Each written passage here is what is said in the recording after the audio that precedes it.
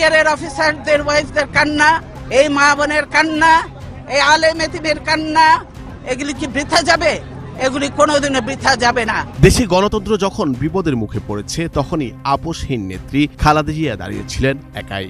2013 সালে ফ্যাসিস্ট শেখ হাসিনা বিরোধী দলকে দমন পীড়নের লীলা খেলায় মেতে উঠেছিল।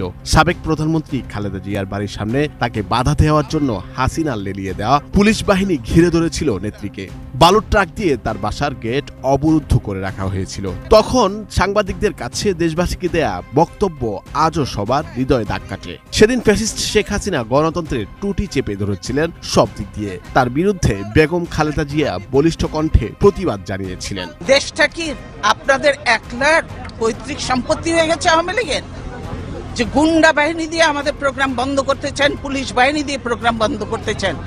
সাহস থেকে কাউন্টার প্রোগ্রাম করে দেখাতেন, সাহস নেই। 10টা লোকও আসে না, ভাড়াটিয়া লোক ভাড়া করে ডিসিএসপি দিয়ে লোক আনায়। বুঝি এটা না হলে এরকম এত করুণ পরিণতি হয়। 154টা সিট আনকন্টেস্টেড হয়ে যায়, আর বাকি রয়েছে কি? বাকিগুলোও করে ফেলবে। ওটা নিয়ে ওটা কোনো ইলেকশন নয়, এটা যে সিলেকশন হয়েছে, ভাগাভাগি নির্বাচন হয়েছে, এটা আজকে জাতির কাছে পরিষ্কার, দেশের মানুষের কাছে পরিষ্কার। তাই মানুষ আজকে ধিক্কার দিচ্ছে, ধিক্কার দিয়ে আমরা এই সরকারকে। 2013 সালের 29 ডিসেম্বর বিএনপি নেতৃত্বাধীন 18 দলীয় জোটের গণতন্ত্রের অভিযাত্রা কর্মসূচি দিয়েছিলেন। গণতন্ত্রের অভিযাত্রা কর্মসূচিতে যোগ দিতে নয়াপল্টনে যাওয়ার উদ্দেশ্যে গাড়িতে উঠলেও বাধার মুখে খালেদা জিয়াকে গাড়ি থেকে নেমে ঘরে ফিরতে হয়েছে। তখন সাংবাদিকদের উদ্দেশ্যে খালেদা জিয়া বলেন, 57 জন অফিসারকে হত্যা করলো। সেদিন হাসিনা কোথায় ছিল? সেদিন হাসিনার এই ফোর্স কোথায় ছিল? কেন সে পাঠায়নি এই ফোর্সকে? কারণ সে নিজেই জড়িত ছিল এই হত্যাকাণ্ডে।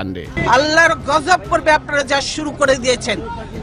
কতগুলো আলেমকে হত্যা করেছেন, এতিমকে হত্যা করেছেন, কতগুলো বিডিআর অফিসারকে হত্যা করেছেন। সেদিন কি কোথায় ছিল হাসিনা?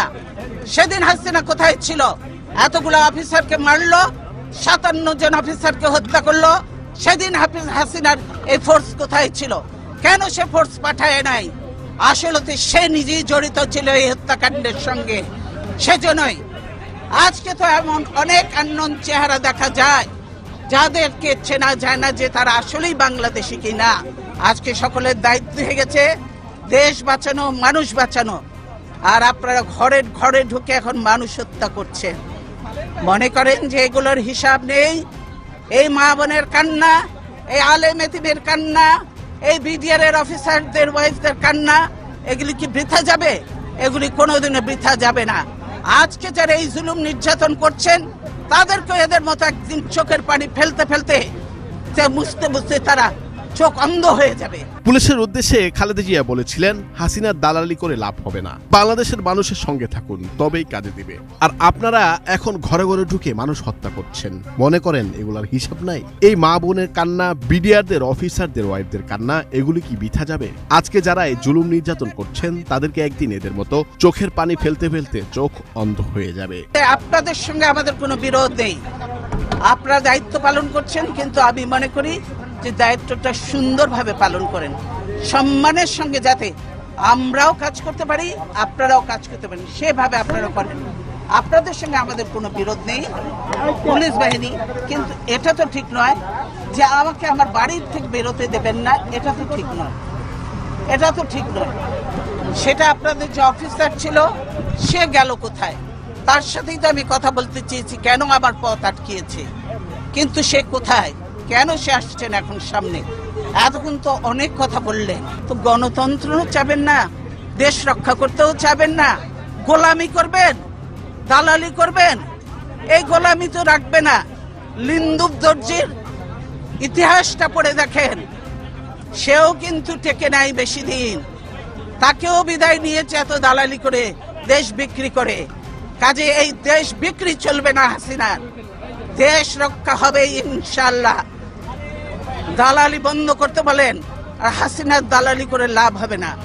বাংলাদেশের মানুষের সঙ্গে থাকেন, জনগণের সঙ্গে থাকেন, দেশের মানুষের সঙ্গে থাকেন, তবেই কাজে দেবে।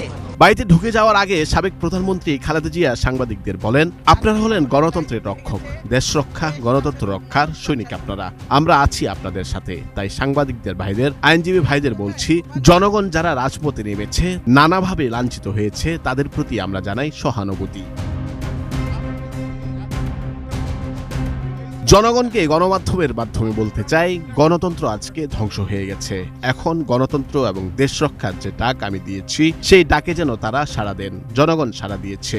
আজকে সরকার ভীত হয়ে সমস্ত রাস্তাঘাট বন্ধ করে দিয়েছে, যানবাহন বন্ধ করে দিয়েছে, যাতে জনগণ আসতে না পারে। এই সরকার অবৈধ সরকার, এই সরকার অগণতান্ত্রিক স্বৈরাচারী সরকার। নুরুল আফসার, বৈশাখী সংবাদ।